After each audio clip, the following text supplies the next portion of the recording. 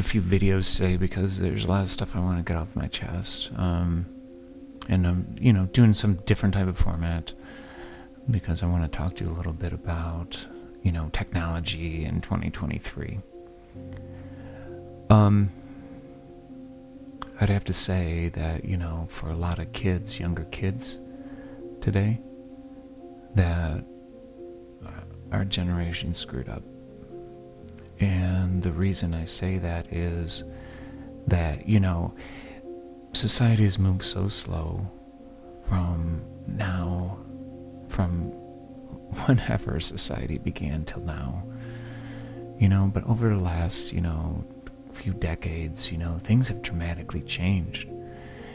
And so you can sit here and generation after generation can sit there and say that, hey, I grew up this way, so I can teach my kids this way.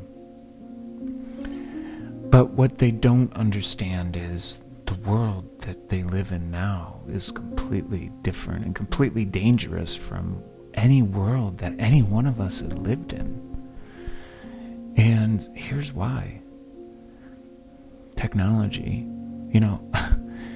I'm the last person to ever say that, technology is a destructive thing, because I grew up learning technology and loving it. I love technology.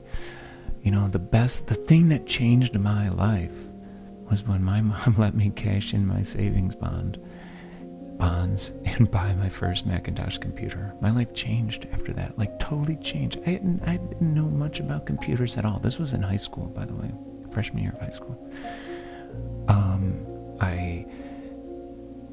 The high school just got a bunch of Mac computers. I was used to Apple computers up to this point, so it wasn't like I didn't know anything. But when I saw the Mac, I didn't know what they were. I didn't even know how to turn them on. Someone gave me a floppy disk, said, go down and print it out. Well, guess what I did? I put the floppy disk in and restarted the computer, because that's how you run programs on Apple computers, old Apple computers.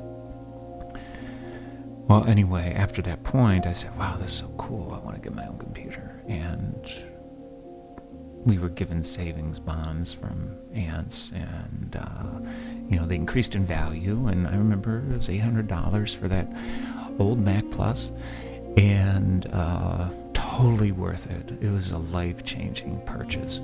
It ended up breaking after a few months, but I ended up working around it. That one purchase got me on the track that I am today. And like I said, totally, one thing is life-changing. That one time where I put that disc in wanting to print off the document, that one teacher that told me to go print up that document changed my life, because I got interested in technology. So I'm the last person to sit here and say that technology is a bad thing. For kids it is. And this is why. The technology world that you live in, the social media and everything, basically everything is at your doorstep, one click away. You just open up that window and you're in this whole nother world. And that world, kids don't understand. They don't understand it. So here's what happened. People of my generation, most of them don't comprehend this world because it didn't exist. Most of this world only started in 2005. And so they don't fully comprehend or be able to even figure out the consequences of this. So a lot of people in my generation just gave out technology left and right. And that was so horrible. So damaging.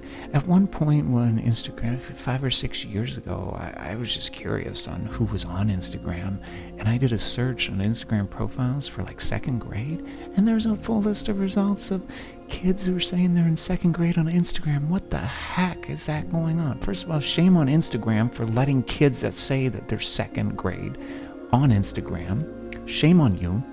Shame on all these social networks when they know that there's kids on there, letting them on there.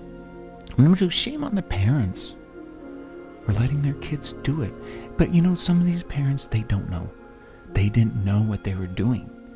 But a lot of these parents are facing the consequences of these decisions further on. When these kids get in high school, get older, they're absolute messes because they sat there and thought that the reality that was constructed on these social networks were real.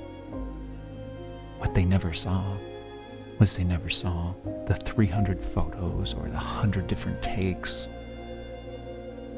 the enhancements of the colors, the airbrushing, everything. They just sat there and saw what was perfection. And so every single flaw that they saw, it always gnawed on them every single time that they saw the perfection. But in addition to that, you know, when most of society was growing up, except this current generation, you know, you went home, you could relax, you could take a break.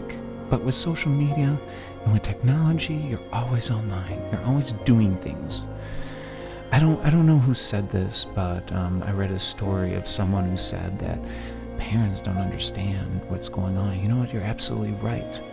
Because, you know, kids are worried that their off day becomes some joke or becomes something on social media every single day after that. And it continues to live and breathe and go over.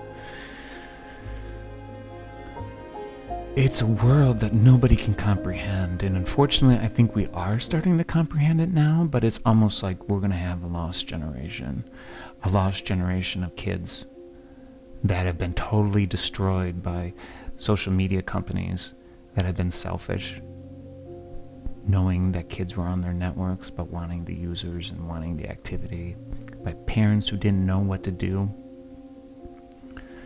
And it's so sad that so many lives are screwed up because of ignorance.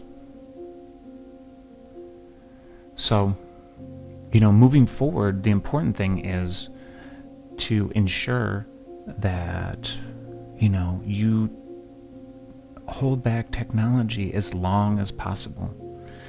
Because the longer that you can hold it off, the more that the child will develop, the more that they'll be able to handle the consequences of it. Once your child is older and know that you fought for them and you fought for their lives when they were younger, they will be thankful for you. They'll be thankful to you. So, and hopefully that all these companies that allow minors on their network, that they can fight it off and or figure out ways to make it nourishing and not something that gnaws at the psychology of you and eats you out from the inside when you are presented with ongoing stress and ongoing trauma and presenting of worlds of perfectness that don't exist in life. And shame on all the influencers who sat there taking their 500 photos and just using the one. And in addition to airbrushing it, just using the one. And then presenting that out to everybody in the world like that's reality for them. No, it's not. You're lying about who you are just to make impact. So, we can't fix the past. No one has a time machine. But we can, moving forward, try to be more better and responsible. And hopefully, the kids of this generation, the ones that were able to recover from the damage that they did, will understand how to fix it. And for any parent, it's not too late to fix it yourself. So hopefully this advice is useful for you. You can change lives and make things better for everybody if you just sit there and understand that the world that technology brings into someone's life is a world you don't understand, and you'll never understand it. You'll never understand it. But the power of it is so great that it has the ability to destroy lives. It also has the ability to enhance lives. But for people who aren't prepared mentally for it, it is the biggest double-edged sword that you would ever see. Most people are getting cut on it when they're not ready for it. So don't make that mistake. And resist the desire to get people online. And if you do get them online, then make sure that you are fully watching and fully observant of what's going on. So hopefully this is helpful. Hopefully, someone can get something from this video. Enjoy it.